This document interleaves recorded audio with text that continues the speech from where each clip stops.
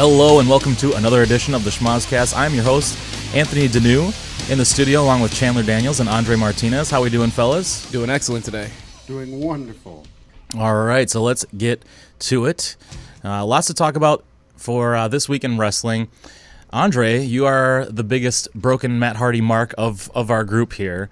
All signs are pointing to a broken Matt Hardy coming to WWE. Where are we at with things right now as they stand, and how close is this to being a reality? I think it's pretty much a done deal based on all the things that I've read and heard.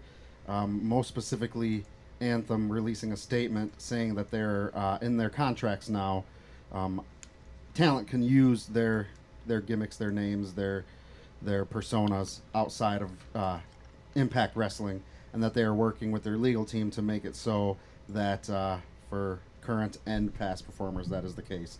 And I also read, I think Meltzer had reported that it sounds like the Hardys have had enough proof of some kind of contractual, financial type of stuff that they're pretty sure that Anthem wouldn't win a court case. I mean, again, this is all just Meltzer, or I think it was Meltzer. I'm not 100% sure. I'd have to go back and look, but this is someone reporting this. So I think we're going to see broken Matt Hardy or some form of broken Matt Hardy in WWE, but less so because of that, more so because of what we saw on Monday Night Raw, and then what Matt Hardy posted on his own YouTube channel.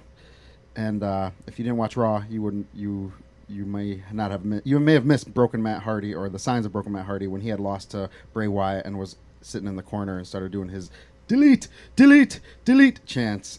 Very, very loud. A lot louder than normal. And then he released a video of speaking to Senior Benjamin about getting his cloak of battle and whatnot. And it's, as a Matt Hardy mark, as you pointed out, I got goosebumps because I'm excited, but I'm hesitant too, because I'm worried that WWE might not necessarily know how to book this kind of humor, or this kind of character in WWE. And as long as they give him enough creative freedom, I think it'll be just as exciting. And I think it's not going to be exactly broken Matt. I think he's going to have to change it a little bit. Not have to in the sense of legally, but have to in the sense of it's a character needs to change. Especially if you're coming to WWE, it needs to change slightly. So I think we need to see a lot of the original broken brilliance, but I think we need to see more, and I think we need to see something new. As far as what that is, I don't know, but I have absolute faith in Matt Hardy because he's an incredibly creative person. And like I said, as long as they give him creative freedom to do what he wants, at least to some degree, I think it'll be successful. I think the hope is that with all the time that they've had since WrestleMania, since the Hardys came back and won the tag team championships, that he's had all this time really to craft maybe some storylines and how he wants it to go in WWE, and hopefully has some ideas for opponents as well. Do you guys have some opponents that you think would work well for the broken character? Obviously, to me, Bray Wyatt comes to mind just because, you had last summer with the compound thing, and WWE seemed to be trying to be using some of those broken things, or gimmick, in the way that they were shooting matches not in a wrestling setting and doing it not in a one camera style. It was more like a B movie type of thing. Obviously, the match with Orton was, I don't know, we all have our differing opinions on that. I thought it was cool that it was a new idea, but it was not. I don't think it was done super well, but I've kind of been bored with Randy Orton for quite a while. But where do you guys have dream opponents outside of Bray Wyatt, or someone you think would work well in a rivalry against broken Matt Hardy on the current WWE roster, specifically Raw, unless they decide to do another superstar shakeup? I would love to see broken Matt Hardy versus the Demon. Not took it out of my mouth. Not Finn Balor himself, but the Demon. And I could see, the promos leading up to their match at whatever pay-per-view it would be for the whole month, them, building up to it. Matt Hardy calling upon the seven deities to help defeat this, this demon, or however he would say it. But that would definitely be, besides Bray Wyatt, that would be my number one pick. That was the first person that came to my mind as well. Outside of that, I haven't given it much thought, because it's kind of, took me by surprise that, looks like they're springing it out on us. So I'm just kind of still in the, the ecstatic, happy phase of, holy cow, this is happening. And Bray Wyatt is the main thing on my mind because of, like you pointed out, the House of Horrors match, as well as House of Horrors. That's as right. well as before that there was the compound match, or the I don't know if that was a match. It was just the New Day came to the compound and they had some kind of fight, but there wasn't. Where's the referees around? I can't remember. It's been a while. Not as memorable as the Final Deletion, obviously. Otherwise, I would have remembered that. But yeah, I think Bray and Finn Balor and the Demon. Outside of that, do either of you know how long Jeff is out for? Because Not sure what the injury exactly that he has or how long he'll be out, but I feel like they've been kind of hush-hush about it. Like, they haven't really said how long or what I exactly think that adds the to the injury mystique and the is. possibility of bringing him back As Nero. or something. I mean, Brother that Nero, is excuse his me. middle name, so hopefully he's able to be Brother Nero again. You would imagine that. Well, I mean, legally, I feel like if Matt Hardy has control of everything, like, and if you know, Anthem is amending the whole, like, not stipulation, but the whole situation around the contracts of people being able to use what they've made on Impact Wrestling outside, then I don't see why they couldn't use Brother Nero, especially because, like you said, it is actually his middle name. I think they can use it. I think they're not. I think what I've read is that they're gonna basically do pretty much almost the same thing, but it's gonna. I think it's gonna be more. I think they're gonna call him Woken, more so not because of Anthem, but more so WWE. They want to be able to their own thing, so that when Matt Hardy, if he ever leaves, he can still be Broken, whereas WWE can keep the Woken, and That's really not a bad thing for him to be able to go back and use that on the indies or wherever he chooses also. So I don't. Sometimes I'm like, why do you do that? But it's the best ultimate thing for him because he's gonna, basically sounds like he owns the Broken, based on the statement from Anthem. He owns the Broken gimmick, outright. So that's like the most exciting news of the day. So we'll keep you updated on that as things unfold in the future of hopefully a Broken or Woken Matt Hardy. So Roman Reigns is now the Intercontinental Champion. A lot of people think that was maybe to throw fans off the idea that it's going to be him versus Lesnar at Mania. It seems like they're still wrapped up into that. Meltzer reported over the last week or two that is still the plan. So are you on board with that? To me, it's like I'm not a big fan of the idea. And the Mania, I think it was 31, where they face each other in the main event, wasn't that good until Seth Rollins came out, and then it was such a spectacular surprise that it made the match. If they put on a great match together, which I think they're both capable of, I know we're not the biggest fan of Roman Reigns here on the show, but he can still put on good matches. I think that if him and Lesnar get another chance, it will be better than what we got at WrestleMania 31. But it really, I mean, I'm not super looking forward to it as I would, a Shinsuke AJ rematch or a lot of different these dream possibilities that we have with the amazing roster they have right now. But where do you guys stand on Reigns and Lesnar 34? That's like locked in seemingly. I'm definitely more excited about Roman Reigns currently being the Intercontinental Champion and being in that position than to see Roman Reigns for the 4th or 5th year in a row now, main event WrestleMania. And I think that will put him at the record that he will be. No one else has done that many consecutive main events of WrestleMania. And I'm not looking forward to that. And like you said, it's still a go, and that's still the plan. And he's gonna, Brock Lesnar's gonna hold the title until Mania, and he's gonna, beat everyone at every pay-per-view that he faces, just to lose to Roman Reigns and have it, be that much bigger of a deal. And, I'm sure the commentary team at Mania will, mention the fact that Lesnar held the title for so long and no one else was able to beat him. But now finally here on the grandest stage of them all, Roman Reigns defeats the Beast, and it's, I can hear it already, and I'm not looking forward to that. And on top of that, Lesnar is going to beat everyone with one F5. Nobody's kicked out of an F5 in probably over a year, I would think. And Roman Reigns is going to be the first one to kick out of the F5, and it's going to be a huge deal. Here is the problem with pushing him way too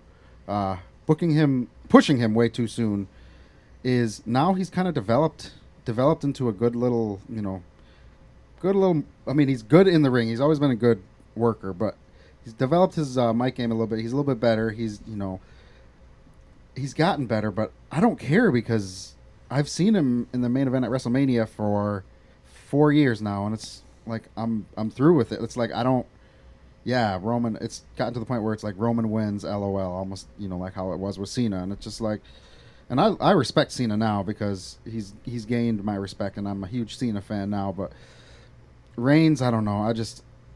I wish he would have kind of came up from the bottom, so maybe I'd be more into him. But right now, it's like the Shield broke up, and then there was Roman to the top, Roman to the top, Roman to the top. Fans rejected it, fans rejected it, fans rejected it. They kept pushing it, and now where fans are seeming to accept it, I don't, because it's like I've seen it too much, and I see the writing on the wall. I see no one beating Lesnar, as Chandler said. I see Reigns being the first one to do it, and it being a huge deal, and it just I'm not looking forward to it, which is why, up until I didn't watch it live, up until I saw that Matt was probably broken/woken, I haven't been watching Raw all that much, other than I'll go back and watch it not live and just skim through, kind of. Mm-hmm. Whereas SmackDown, it's like I watch SmackDown and it's like I'm in, I'm captivated by what they're doing. So it's like, I'm not looking forward to Reigns Lesnar.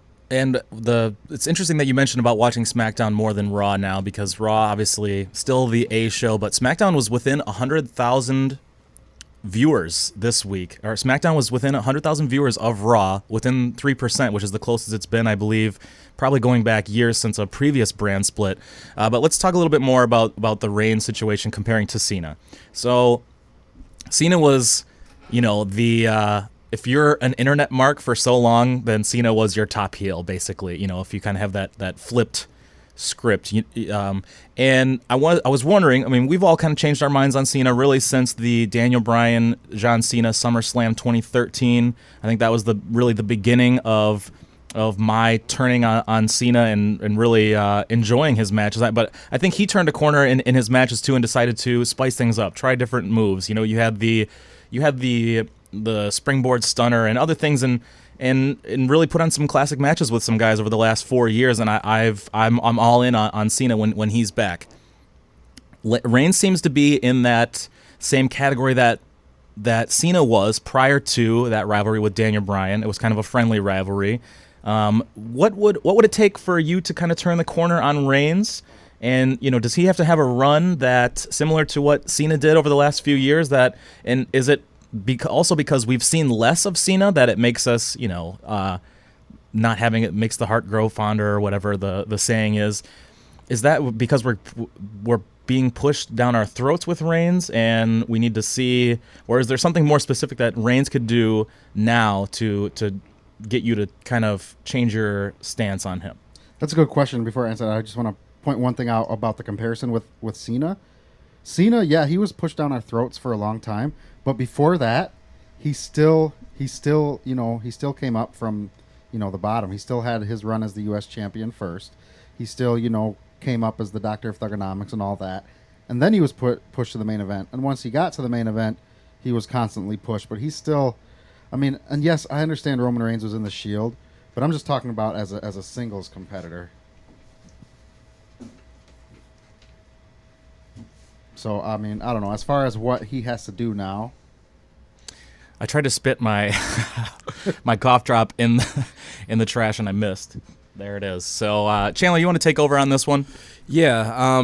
I think in order for me to, kind of have that same turn on Roman Reigns as I did for John Cena, for me right now, it would definitely take Roman Reigns to kind of stay in the position that he's in right now, which is the IC champion, stay in that mid-card position for a while and start building a resume of just really good actual matches, not just Superman punch, spear, spam, spam those two moves. Put on actual matches like you said with John Cena. He kind of changed up his in-ring style, start showing a few new moves, which he has recently. He has that crucifix sit out powerbomb that he does, which I love. I actually kind of pop when he does that move. But it would take a lot longer for him I feel like in the mid card position, even holding either US or IC title. I would be fine with that, but again, this is just him being the IC champion right now is just to kind of throw us off the scent of him main eventing yet another WrestleMania. So I wish that wasn't the reason why he's holding the title right now, but it is. And if he were to stay in that position for a little bit longer, I probably would turn my view on him. I agree 100%. It feels like this IC reign is, like you said, to throw the scent off a little bit, but I also feel it was just to give him a Grand Slam win. I don't think it gave, that as well. Yeah. I don't think it made a big I don't think it made a big deal out of the IC belt, or I don't think that they were using it to elevate the IC belt or anything like that. It was solely just to give him a Grand Slam championship and give him something else to celebrate about him, because when Dean won it, they didn't make that big of a deal when he became the first Grand Slam champion, or the first Grand Slam champion of the Shield, I should say. But I agree with you. I think a nice long IC run, and even into WrestleMania with the IC title, and actually, be in that main event scene for a little while, I think would be, would go a long way for me, at least, to actually start, being a fan of him. Because like I said, he can wrestle. He's a good performer. I'm sick of him right now. Okay, so we'll move on from that. We'll get back to that and kind of see how things go. I think they are trying to throw us off the scent of Reigns and Lesnar, but it seems that is pretty much locked in as our Mania 34 main event. Over the last week or two, really since Survivor Series, we've seen the two sets of female trios. You have Ruby Riott, kind of the leader of the Riott Squad on SmackDown, and then Paige doing the same thing on Raw. Is this lazy booking to have two trios of females come in at the same time, mostly NXT? I mean, Paige also former NXT, but I mean more recent NXT, also with kind of like the goth leader of the group, and then also not really, it's not like the Shield, they come back as the Shield, they all wear the Shield gear, or other, like the New Day they have their different gear, but they're themed the same way. Whereas this is not really the case with either of these trios. Is this kind of lazy booking in a way, in your guys' opinion? It's nice to see them, the influx of talent, and I think we've had really the same 6 or 7 girls on each show, and we've seen all the matchups really that you can have over the last 18 or 16 months, whatever it's been since the brand split. So I'm glad it's going to give us fresh matchups, but to have them both come in at the same time, is this a little bit lazy? I think a little bit. I also think this Vince or WWE or somebody, they really love their trios, because the past few years, whether it's men or women or what have you, there's been a lot of trio groups that we've seen. So I think it is a little bit lazy. I do like that there's fresh faces for the women's division on both shows, but both of them coming in as like invading trios is, I don't know. It doesn't. One thing I like about the brand split is that the shows are kind of separate and kind of different, but I kind of feel like that makes them not as different, because it's like, oh, we can see the same storyline on this show, this version on this show, this version on that show. So it's kind of like weird that they're doing that. Maybe a little bit lazy. And I think part of it is their love for trios. Which is weird, because that's so true. Like, trios have been a thing, especially recently, in WWE, but they don't have trios championships, but like almost any other promotion, well, not almost any other promotion, but a lot of other promotions now do. So you would think that they would, but I don't know. That's kind of been something, especially with me, like, since I've been watching a lot more Lucha Underground, and even in Ring of Honor, they have a 6-man tag team championship. AAA, CMLL, yeah. It's Mexico is big on the trios championships, so yeah. Which I am a fan of. New Japan also has, or New Japan or Ring of Honor, or both have. Definitely Ring of Honor. I'm not sure about New Japan. So you guys would both like to see that in WWE? Well, I mean, just as much as they utilize trios or factions of 3, why not? You had the Wyatts, you had New Day, you had Shield, you have Miz Taraj now. That's a trio. Like they utilize trios so much. Why not have a championship for them? I would like that too, but I also have another question. Since we're talking about trios and we're talking about females, would you want to see, or what would you rather see? Would you rather see that, or would you rather see a women's tag team championship belt? Because I kind of like the idea of having a women's tag team championship, because there's a lot of very talented women in WWE right now, and there's only 2 titles for them to go for, whereas the men, they have a multitude of titles, and I think it's only fair that before I'd see a trios championship or a 6-man championship, I would like to see a women's tag team championship for one or both shows. Oh, absolutely. I would love to see, if between the two, if I had to pick only one, it would definitely be women's tag team championships. And I would like to see it one for each show. Me too. And what I would want to do is, what I would want to see, or what would make it the most entertaining, is to have each show be different. So on SmackDown, if you had maybe you had the trios men's tag team, and then on Raw you had the women's tag team. So like it was different on each side. So you make show worlds, a little bit more special, a little bit more different than the other. But all three of us grew up in the Attitude Era. We're all kind of faction guys. I've always loved factions. In the late 90s, everyone was a part of a faction, and I kind of enjoy seeing that come back a little bit. Factions are the best. Agreed. And I mean, it's just one of those things in wrestling that I've just always loved, of who's in what group and he's going to turn on them and gonna whatever, all that good There's stuff. so many stories you can tell. You can have the jealous person. There's just so many ways you can go. And there's, people that factions are underrated because they created and still do a lot of stars where they didn't think stars were going to come. One of them that comes to mind is Edge, because the Brood was originally created to get what's his name? See, I can't even remember his name. Gangrel over and or Dave, and then as he's lovingly known by Edge and Christian. Gosh, they're the best. And then Edge, and then to a lesser extent Christian, they broke out from that group. So factions are huge. The Rock coming out of the Nation, The Rock was floundering before he came into the Nation. So I think factions are. I'm glad they're making a comeback, and I think they're really important. If they can get someone over, it's cool. That's what I like about them. Quick note on the Brood before we get back to the female trios, and then we'll move on here. But Edge and Christian came up to push. The idea was actually to push Gangrel with them, and it's funny because both Edge, especially Edge, but also Christian, went on to have much bigger and important careers, both main event championship guys, multiple world titles between the each one of them, but really nothing for Gangrel. So interesting how that worked out. But you're right, it does create stars that you wouldn't necessarily see. But that's what was Edge's name before Edge? Was it Sexton Hardcastle or something? I think that's Sexton what it was. Hardcastle? Sexton Hardcastle. Gosh, that's so awesome.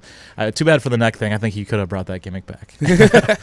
Okay, but do you guys have a favorite trio of the two, or one that you prefer to see, or what's your current stance on this? Like we said, we like the idea that it's different. We don't usually see. There was kind of that weird faction we saw with the females back in the spring that was pretty weak. That had the terrible name. What was that again with Natalia? The Welcoming Committee. Oh my God. Oh. Yeah, I was not a big fan of that, but I do like this. But do you guys have a preference between the Riot Squad and then the Page group? I think I'm leaning towards Riot Squad myself right now, just because I'm a huge fan of both Ruby Riot and Sarah Logan. I'm really, really surprised that Liv Morgan, the third of the Riot Squad, I'm really surprised she's on the main roster and she got called up. She is, greener than fresh cut grass. Like I don't know. And I'm not saying that she's bad. I'm just saying that she definitely could have benefited from staying down in NXT and at the Performance Center and developing more. Who would you have put in her spot if you had to choose a different NXT superstar to be in this little trio, in this faction instead of Sarah Logan? No, not Sarah Logan. Oh, I'm sorry. Instead of Liv Morgan. That's a tough question. I mean, the fact that Billie Kay and Peyton Royce, out of all five of the girls that got called up from NXT, the fact that Billie Kay and Peyton Royce are both still there is, I think it's pretty much they're gonna be the heels, and they're kind of putting the weight of the women's division, NXT women's division, on their shoulders, which from that standpoint it makes sense. But they're the two most ready out of the entire women's roster, in my opinion. Well, didn't that make the most sense to bring those two up to follow Riot or Page, just because they already are a team? I know it doesn't, and they're heels too. And it doesn't make sense aesthetically, but neither does the way they've done it so far, because you've got DeVille the boxer and Paige the goth, or Riot's the punk rocker from Indiana with Liv Morgan and the hick Sarah I don't know, it's just kind of a weird. Whereas Billie Kay and Peyton Royce, that would to me it would have made more sense. Mm-hmm. But maybe the plan is to run with those two, and then I still think that we're gonna get a breakup, and those two will eventually go for the championship in NXT. So I think they're making sure they don't hedge their bets too much there, and make sure that they still have some talent and important workers there in NXT. They're planning something for the women.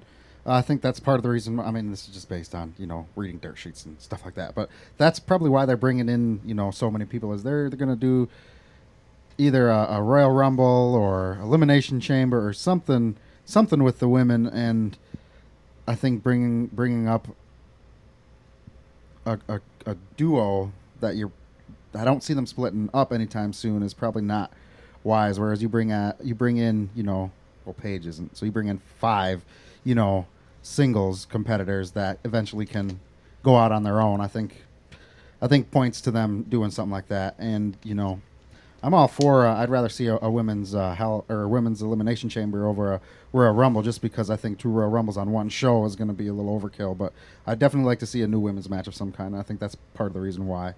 And as far as who's my favorite, I don't know. I think it's too soon to see what they've done with both. I'm a huge fan of Paige. I'm also a huge fan of Sarah Logan. And Ruby Riott. So I mean, I'm curious to see what they do with them, and hopefully the booking on each show isn't as lazy as their introduction on each show. So there's been, of course, the wrestling business. There's so much rumor and innuendo, and I had heard that there was talk of a women's elimination chamber match, which I think would be pretty cool, and the first time ever that we've seen that. There's been so many firsts over the last 2 years, especially when it comes to the women's division, that would really make sense. I hadn't even thought of a women's Royal Rumble. That would be super cool. I would love to see that, and it's really that season. That's the next of the big 4 pay-per-views. It's only the end of January. We're only about 6 to 8 weeks away from potentially seeing that. If they do, I think they should do it on a separate show, on a separate pay-per-view, or one of the Raw or SmackDown Lives, because I don't know about 2 Royal Rumbles on one show. Would you guys be able to watch 2 Royal Rumbles on show? I mean, I'd watch it, but I mean, would it be overkill? Because it's a big 4, they'll extend it to 4 hours. I think if you make that women's match, the Royal Rumble, the very first match, and then you squeeze your singles matches in between, and then you end with the Royal Rumble men's main event, then I wouldn't be opposed to it. But I do get what you're saying here about overkill with 2 Rumbles, because it's a lot of time that you have to dedicate. I also don't see them. Another thing is, like, I don't see the women's Royal Rumble match being 30 superstars. I think it would be likely 15 to 20. Yep. I think you have the girls to get 15, and then you have 5 special spots to have some like fun pops, or bring somebody back. Here's the thing, though. If you have a women's Royal I know Rumble, Chandler's big on Jazz. Wants to see Jazz back in there. She's super hot. Since when? I'm just kidding. I don't know. I lost my train of thought. Okay, with the women's Royal Rumble, Jazz though, train of thought. Sorry, you're welcome. With the women's Royal Rumble, that can't go on first. That has to go on last. That's a huge moment. A women's Royal Rumble would have to go on last? That's a big moment, dude. Like when they did the Hell in a Cell, that was last. That was great, but to me That's that was a little bit their different. Own show. That's how they do their own network special, something. If they do it, I don't know. I think. I mean, either way, I'd be happy to see it. But like if I have my choice, it's going to be an Elimination Chamber for women. Well, speaking of network specials, we saw the Owens 365 come out, I believe, just after Survivor Series, and then they did a replay after Monday Night Raw the night after Survivor Series. Did you guys both get a chance to check this out? Yep. Yeah. What were your thoughts on this? I like the idea. To me, it's weird that it's condensed to only an hour after a year and at the same time, it was only every 6 weeks that they would meet up with him and kind of catch up with him about what he's doing. But this, to me, could have been a special, just like the Breaking Ground. This could have been a multi-episode series to me. Maybe in the future that's what they'll kind of extend it to. But what were some of the important things that you guys saw there? What were your thoughts on Owens 65? I think it was a super cool show and a good idea. Yeah, definitely a cool show. I love all of the original content on the network.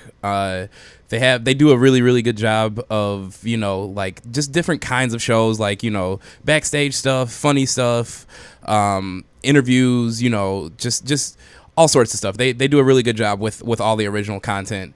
And definitely one of the biggest highlight of the show to me that stood out was once Kevin Owens, after his match with Chris Jericho just this past year at WrestleMania, went over to the gorilla position, like production position, and asked Vince what he thought of the match. He said to him, he was like, did you like that? Was that good? And Vince just goes, no. And then Kevin Owens just stands there for a good, minute, 2 minutes, just like, and he just has this look like he doesn't know what to do. Like he doesn't know what to say, doesn't know what to do, just stands there silently, and then kind of just walks away. And it was just so uncomfortable. And I appreciate the show just for that moment, just being able to see that moment, because it was just like, oh man, like, so that's what it's like, immediately after a match when you do something that Vince doesn't like. It's extremely uncomfortable. And it was the most grabbing moment to me of all of 365. Yeah. Let's go back to that and talk about that moment. So much was put together with the Owens and Jericho tag team and feud, the celebration of friendship. I mean, that was one of the best things they had going from 2016 into 2017. Jericho just continues to put himself in these great situations year after year. One of the best wrestlers we've ever had. But it was if I'm not mistaken, it was the first match at WrestleMania, and it was somewhat of a disappointment because they had been built up so much, and we expected more from these guys. In some ways, so here were my thoughts: was that okay? Vince McMahon was super busy. It's WrestleMania. You don't want to go mess with him while he's trying to put together a show. He's in the ears of the commentators. He's got to give all these messages to Michael Cole and whatever else. He's got all sorts of stuff going on. Decide what matches needs to be cut or what goes longer and budgeting time. But I actually liked that Vince didn't like the match because I wasn't a huge fan of it. I thought that between those two we could have gotten more. I don't know if it was time concerns or it fell a little bit flat to me.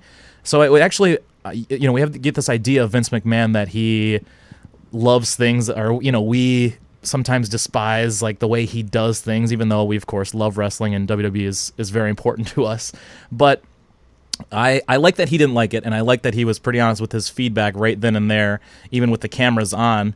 And to me, it says that I guess I had this idea that maybe that Owens and Jericho would walk back there and he told them how great it was, but maybe he does have his finger on the pulse a little bit better than we give him credit for sometimes. But Andre, what did you think of the 365 special with Kevin Owens?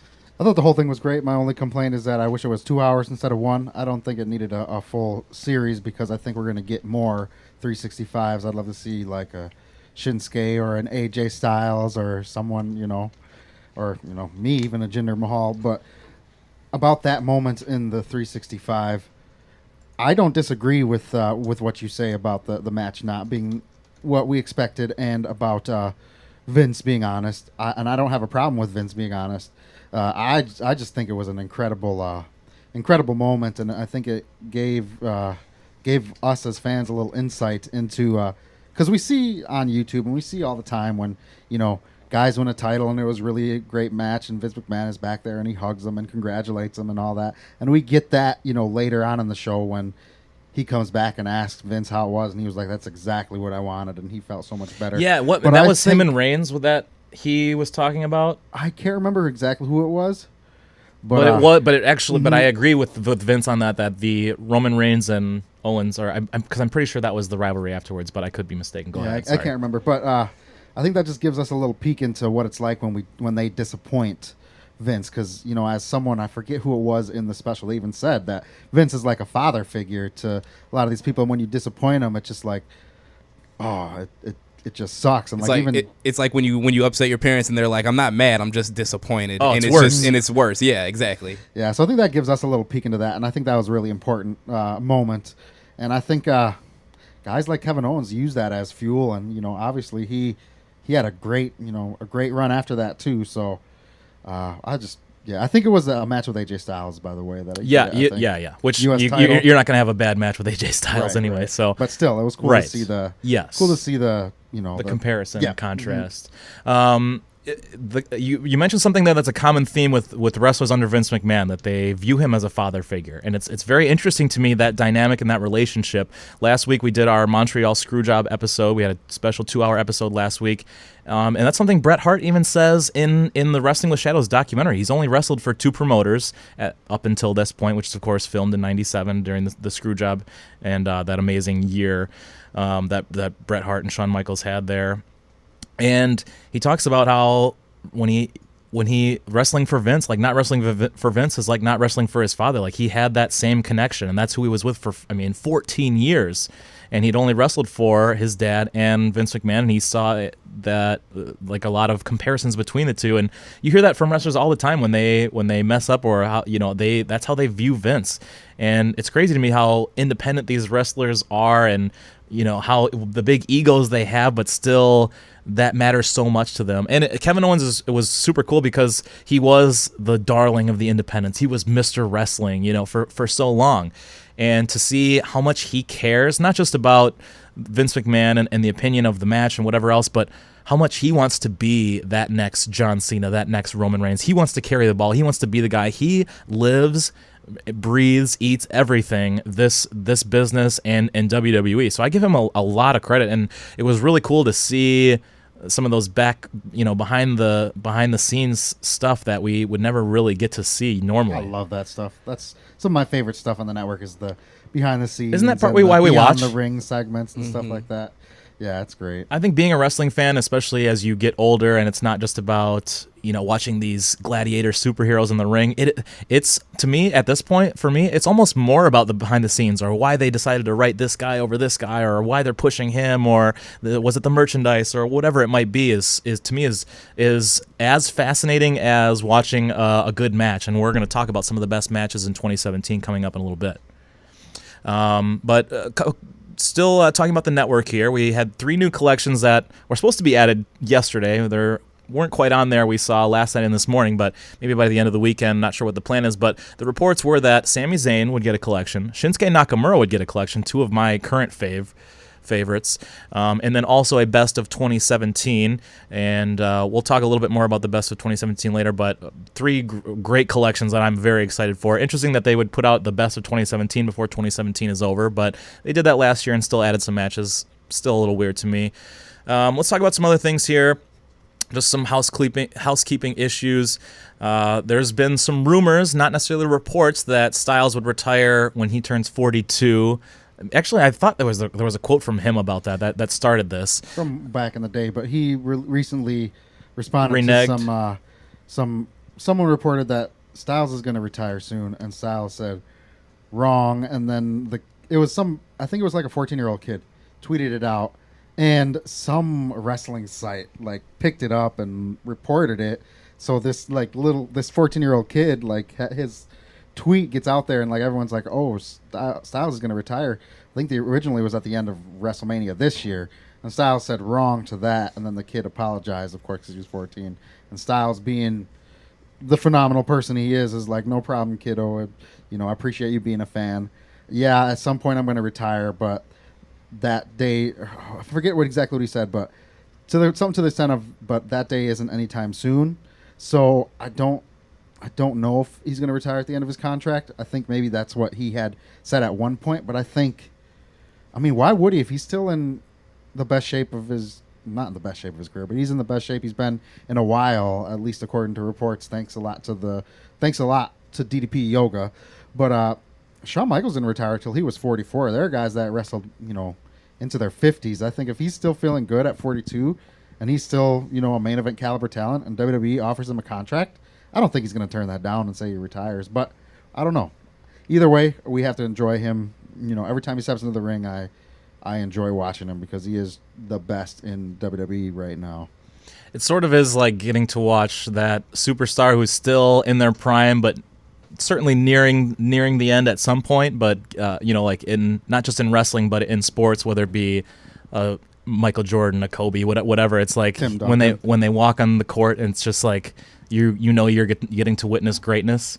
It's what I get a lot from AJ Styles, but certainly we'd like to see as much AJ Styles as we can get, and he's still putting on matches at an amazing rate with that are great matches every time he steps in the ring. You mentioned DDP there. There was a Players Tribune article that he wrote. It was a letter to his former self. Do you want to tell us a little bit about that? Yeah, Players Tribune have this segment called A Letter to My Younger Self, where athletes write, letters to themselves as kids. And DDP recently released one. Of my cousins sent me the link to, and I read it. It's fairly long, but it was incredibly interesting. And if you're a wrestling fan, I highly recommend it. If you're a DDP fan, I definitely recommend it. But he writes to himself, when he was 12 years old, he would used to run to catch the bus, because there was 2 buses you could take, and he would run to catch one because then he wouldn't have to wait. I can't remember exactly the story, but he was hit by a car, and he's writing to himself as he's laying on the concrete there, and he just basically goes through his entire life from that point on, and mainly starting at when he was a bouncer at he owned a club, I forget what it's called, and was a huge wrestling fan. Happened to meet Norma Jean. I Yep, believe. Norma Jean. That's what it was. Yep, happened to meet Jake the Snake at that restaurant or at his club. Offered Jake the Snake some free drinks, and then that led to him being, his place being the place that the wrestlers hung out when they came into town, and then how that turned into him, faking his way into professional wrestling, into the, AWA eventually by, putting out a fake tape. I mean, I don't want to spoil everything that he talks about. I mean, I didn't because it's incredibly long, not long, but long for, an internet article in today's era. It's fairly long. But he talks about that, and he talks about how he became a manager and how he broke into professional wrestling at age 35 and how yoga, helped him, and how, he became, the creator of DDP yoga. And then he goes bringing it full circle about how Jake the Snake helped him in the beginning and how he helped him at the end. And it's incredible. DDP has always been one of my favorites as a wrestler and post-wrestling because of the things he's done, the people he's helped getting sober and getting into shape, guys that he's helped prolong careers of, like AJ Styles and Y2J, who's going to be wrestling Kenny Omega at Wrestle Kingdom. It's an incredible read. I recommend it. I don't know if either of you have read it, but I recommend you both take the time to read it when you get a chance, and anyone listening too. It's at the Players Tribune. I don't know the exact address. I'm assuming it's playerstribune.com, but you can just Google search Players Tribune, and there's a whole section of Letter to My Younger Self. And you like sports, there's other athletes that do the same, but DDP's was incredible. Yeah, I didn't know wrestlers could read and write. I know the Authors of Pain certainly can't. It came out that Kurt Angle at Survivor Series had pulled a muscle a day or two before the match, so was pretty taped up. He did look a little slow, kind of like lumbering around a little bit, and I didn't know about the pulled muscle at the time, so I was kind of like, oh man, is he getting rusty? Because since he's come to WWE, he's only been in the 2 or 3 matches, and was that an issue? But I guess he pulled a muscle in his leg. That was kind of the issue with him not being up to par with what we've seen even in latter years of Angle's career. But it seems right now that I thought that Angle and Triple H was going to be pushed out to Mania. I thought that was the original plan. It looks like it sounds like, based on reports, that it's going to be at Royal Rumble, which would be interesting. Obviously, you think the pulled muscle would be certainly fine by then, but looking further than that, since the Triple H and Angle thing will happen at Rumble, do you guys have someone you'd like to see Angle face at Mania? I have an idea. I don't know how you guys will feel about it, but I think it would at least be a good in-ring match and would tie up some storyline things that we've seen over the last few months. But who would you guys like to see Kurt Angle face at WrestleMania? I think and I don't know if this is where you were going to go with it, but if he's not going to face Triple H at Mania, because that was my thought as well, if they're going to put that on Rumble and have a different match for him at Mania, I would like to see them kind of wrap up the whole Jason Jordan angle. If they were to bring an end to that, why not at WrestleMania? And they should bring an end into it. Excuse me. But yeah, so in the leading up to Mania, from the Rumble on to Mania, you could, have it come out that it turns out Jason Jordan isn't Kurt Angle's real son. Big shock. And, he was, using him the whole time to try to get ahead. But I don't know if, logically, I don't know if that really works, because you would think that that's what would have happened in this story, like that Jason Jordan would have gotten some sort of push out of it, but he really hasn't. Which is a good catalyst for him to turn at some point, because it didn't work. Because he can be like, he can just say, I expected to get so much success, and that you just held me down the whole time or whatever. Because he did pull him from a couple matches.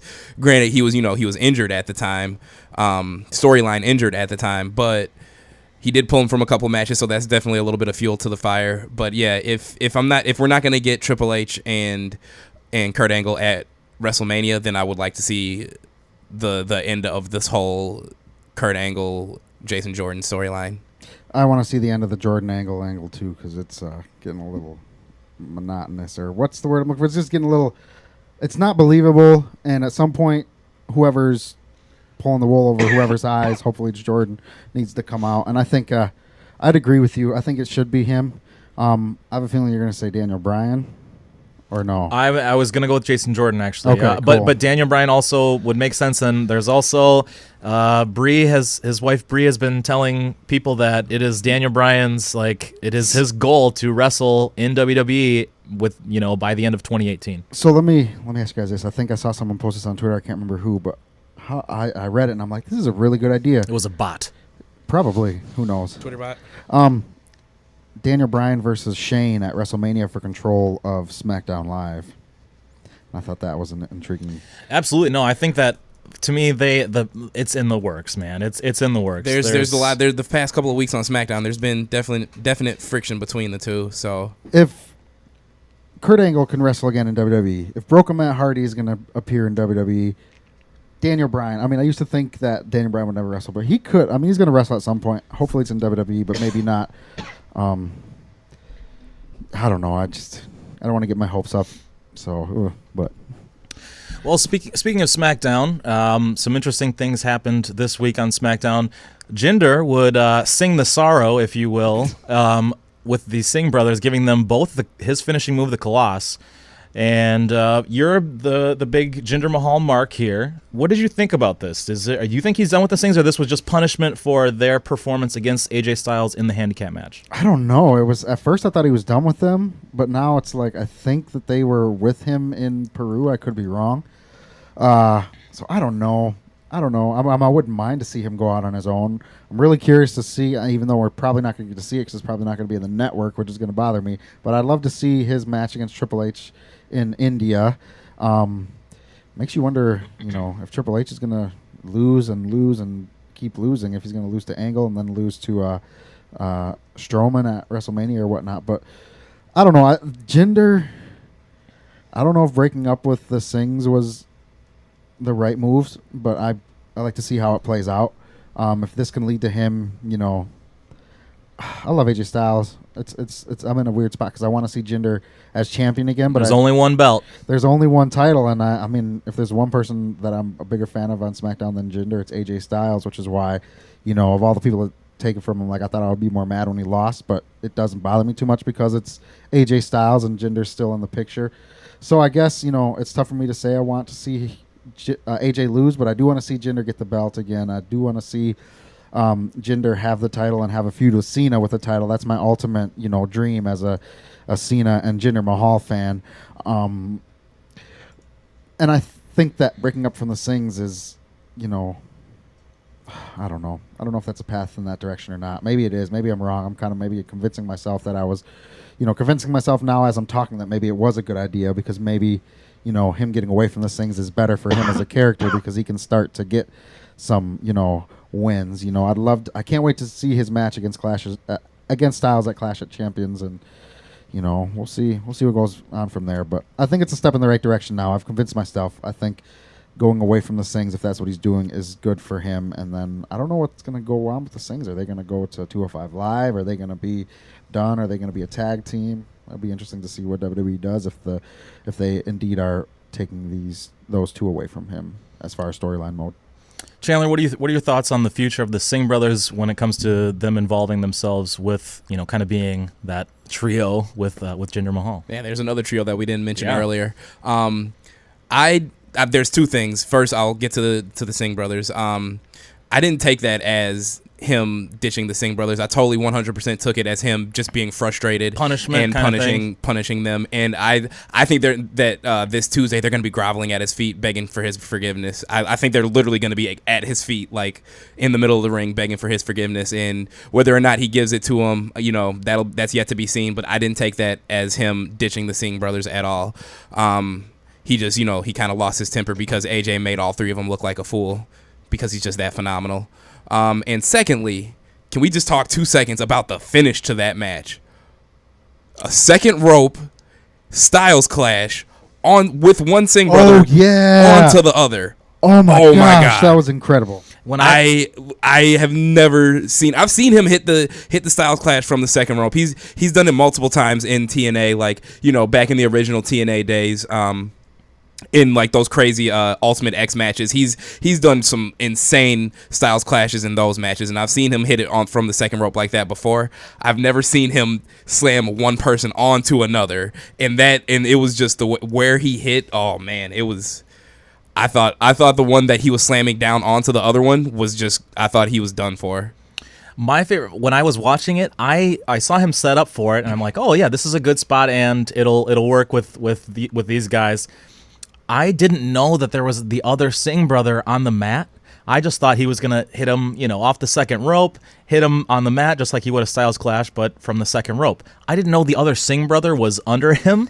And so when he jumped down, I marked out for sure. That was one of the best moves we've seen, but that's another, feather in AJ's cap of just how innovative he is. I'd never seen that one.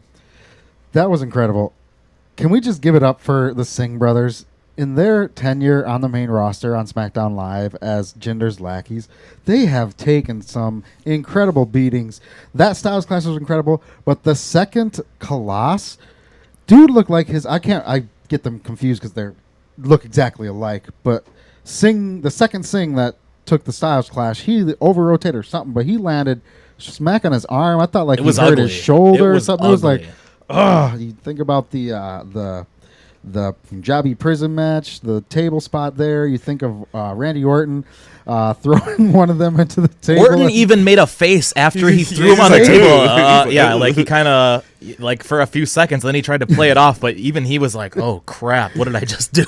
If it is the end of the Singh brothers, touche and props to them because they have taken... They've earned my respect for some of the beatings that they've taken. No, I give the Singh brothers 2 thumbs up. I've been a big fan of them. I enjoyed them in the Cruiserweight Classic. I thought the plan was for them to advance in the first round and then face each other. We did our little bracket. I was, of course, wrong. I think I finished in last place, but yeah, who won that again? Yeah, I think yours truly Daniel did. Chandlerson. Yeah. Oh, yeah. My wrestling persona. That's right. But yeah, no, I think that the Singh brothers, the one that you're speaking of, does take insane bumps. It makes me wonder if he's dangerous in that way. Like, is he taking them wrong? But he does sell them like a son of a gun. So I give them a lot of credit. And not that I'm not knocking Jinder Mahal, but one of the best things about him is the Singh brothers being with him. I think that really creates this whole aura of it definitely and their does. Their respect and love for him and their admiration. It adds a whole new layer that I really enjoy. It's one of my favorite things about Jinder Mahal, and the Singh brothers just add so much to that, I think. Yeah, I agree, and hopefully we see them back on Tuesday, but we'll see what happens. Well, folks, we're just about done with the show. We wanted to get to our best matches of 2017 because we have of course, the WWE is going to put out the best of 2017 collection, and also Sportskeeda put together their top 10 matches of 2017. We're going to talk about that list and have maybe our own next week, so catch that right here at 11 a.m. on 103.5 The Sun. But let's talk about before we get out of here. I'm just gonna mention the matches that didn't make it that got honorable mention. So these are matches that were honorable mention but did not make the top 10 for WWE. Get your guys' quick thoughts on it, and then we're out of here and on to the Jazz train. Tyler Bates versus Pete Dunne, not the NXT one, but the one that was actually the UK tourney finale. You have Kevin Owens and Roman Reigns from the Royal Rumble. There's another match that's also going to be in the top 5 from Royal Rumble, of course, Cena and Styles. Bray Wyatt this one is Extreme Rules. It was Wyatt versus Rollins versus Reigns versus Balor versus Samoa Joe. Asuka versus Nikki Cross in the Last Woman Standing match. Did not make the top 10. The Usos versus the New Day at SummerSlam. But you will see a different match from the Usos and New Day on the top 10 list. That's one of the best rivalries. Once we get to 2017, and next week we'll do our top 10 matches, but in early 2017 we're going to do our rivalry of the year and all sorts of good stuff. Sort of like our version of the Slammies, if you will. Another one would be, this one twice, is Dean Ambrose and Seth Rollins against Sheamus and Cesaro. You have one of their matches from SummerSlam, the other one from No Mercy. Both are honorable mention. And then you also have the Authors of Pain versus Sanity versus Undisputed Era at NXT TakeOver War Games. How do you guys feel about the honorable mentions so far? I don't like Sportskeeda, man. That's ridiculous that the War Games match is just an honorable mention. I'd have to see the full list. And we don't have that full list on the screen, but it's like, that's kind of weird that they don't have that. I like to do a little tease War to make Games sure we get our listeners in next week. Yeah, that's definitely got me interested to see what did make the cut, because a few of those things I agree with being honorable mention, but a couple of them I'm kind of like, meh. So we'll talk plenty more about that next week. I want to plug one thing here before we go, and that is the Pancake Breakfast here in Sun Prairie at the Optimist Club. So it's going to be tomorrow at 301 Blankenheim Lane, Sun Prairie, Wisconsin. Adults for it'll be $6 for adults, $3 for children. Mr. and Mrs. Claus will be there. Maureen Crombie, of course, is going to be will be there and will be a part of the whole pancake celebration. So if you like pancakes, all you can eat pancakes for $6 for adults, $3 for kids. You get to meet Mr. and Mrs. Santa. So yeah, big stuff happening here in Sun Prairie. I want to thank everybody for listening. Stay tuned for the Jazz Train. Catch us next week right here on 103.5 and Sun Prairie Community Radio, as well as our social media pages. Yep, you can find us on Facebook, Twitter, and Instagram at the Schmozcast. All right, folks, thank you for listening. Catch us next week.